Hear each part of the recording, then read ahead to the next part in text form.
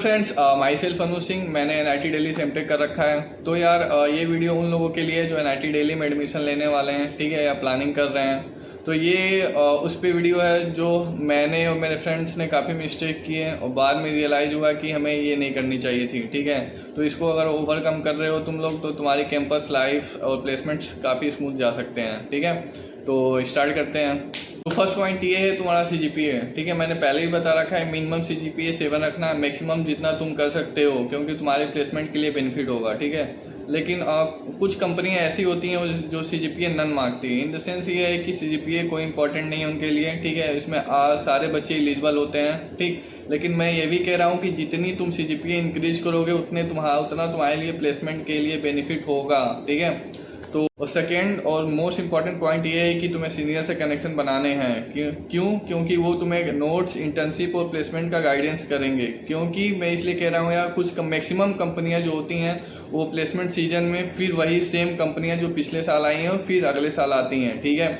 तो उन्हें पता होता है कि कौन सी कंपनी कब आएगी, ठीक है, किस रोल के लिए आएगी और क्या क्या इसका स्किल प्रीफर करती है। तुम उनसे ये पूछ सकते हो यार कि भैया ये बता दो कंपनी कब विजिट करती है, ठीक है, किस मंथ में आती है, क्या CGPA क्राइटेरिया होता है और क्या स्किल प्रीफर करती है, ठीक है। इससे तुम्हें ओवरऑल ये आइडिया लग जाएगा कि मुझे क्या क्या स्किल्स डेवलप करने चाहिए, ठीक है। अंधेरे में तीर मारने से अच्छा है सीनियर से कनेक्शन बनाओ और किस रोल पे तुम्हें किस रोल्स और क्या स्किल्स तुम्हें डेवलप करने हैं इसके आइडिया मिल जाएंगे, ठीक है।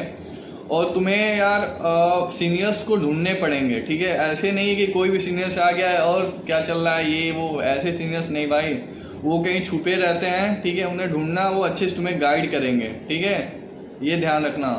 तो थर्ड पॉइंट ये है यार रिसर्च पेपर और प्लेसमेंट, ठीक है। इसमें एमटेक और बीटेक दोनों लोगों को एक एक रिसर्च पेपर मिनिमम पब्लिश करनी होती है और आप पे डिपेंड होता है, ठीक है, कैसे कर रहे हो। कुछ बच्चे ऐसे होते हैं कि प्लेसमेंट के बाद रिसर्च पेपर पब्लिश करते हैं, कुछ बच्चे होते हैं प्लेसमेंट से पहले रिसर्च पेपर पब्लिश कर लेते हैं, ठीक है। अब आप पे टाइम मैनेजमेंट डिपेंड करता है आप कैसे करते हो। स्पेशली एमटेक टाइम मैनेजमेंट होने चाहिए क्योंकि आप लोग के पास हल्का सा टाइम का प्रॉब्लम्स होता है, ठीक है। कोई प्रॉब्लम होती है यार कि अभी मेरा स्किल्स डेवलप नहीं हुआ, तब तक कंपनियां आ गई तो मैं इसको स्किप करता हूँ, दूसरी कंपनियां आने का वेट करता हूँ, तब तक मेरा स्किल्स भी डेवलप हो गया रहेगा। भैया ये ऐसा ना करना, ठीक है। इसलिए कह रहा हूँ कि अगर तुम कंपनी में बैठोगे तुम्हें कुछ एक्सपीरियंस गेन होता है। जैसे कि यार कुछ बच्चे फंबल करने लगते हैं, कुछ बच्चे नर्वस हो जाते हैं, ठीक है। कभी कभी ऐसा भी होता है कि यार जो कंपनी जिस टॉपिक से क्वेश्चन पूछ रही है उसी टॉपिक से अगर तुम दूसरी कंपनी में बैठ रहे हो तो उससे रिलेटेड क्वेश्चन आ जाते हैं, ठीक है। तो इन सारी चीज़ों को तुम ओवरकम करोगे, नेक्स्ट कंपनी में बैठोगे तो काफ़ी सारे एक्सपीरियंस गेन होते हैं फर्स्ट इंटरव्यू में, ठीक है। तो उसको ओवरकम करना चाहोगे नेक्स्ट कंपनी में बैठ रहे हो तो, ठीक है। तो इस समय यार NIT दिल्ली ने काफ़ी ब्रांचेज को ऐड किया है, ठीक है। तो इसके लिए एफर्ट तगड़ा होना चाहिए प्लेसमेंट के लिए, समझ रहे हो। फोर्थ पॉइंट ये हो गया यार तुम्हारा हैकाथॉन और कोडिंग कंटेस्ट, ठीक है। इन सारी चीज़ों को मिस ना करना। और हैकाथॉन वगैरह NIT दिल्ली भी कराती है। मैं इसलिए कह रहा हूँ कि अगर तुम ये सब इन सारी चीज़ों की सर्टिफिकेट तुम्हारे पास रहेगी तो रिज्यूमे में वेटेज रहता है, ठीक है। और लीड कोड पे DSA वगैरह भी करते रहना, ठीक है। ये सारी चीज़ें रखोगे तो बाकी भीड़ से तुम अलग रहोगे, समझ रहे हो।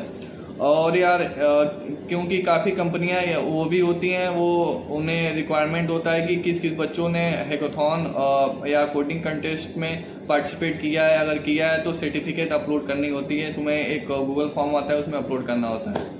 और फिफ्थ पॉइंट ये है यार आप लोग का कि टाइम मैनेजमेंट को बिल्कुल लाइटली मत लेना भाई, सच कह रहा हूँ। अपने एक्सपीरियंस से और अपने फ्रेंड्स के साथ जो ये सारी चीज़ें हुई हैं, ठीक है। अगर ये काम तुम्हें करना है तो बस करना है, भाड़ में जाए दुनियादारी में करके ही उठूंगा जो भी करना है, ठीक है।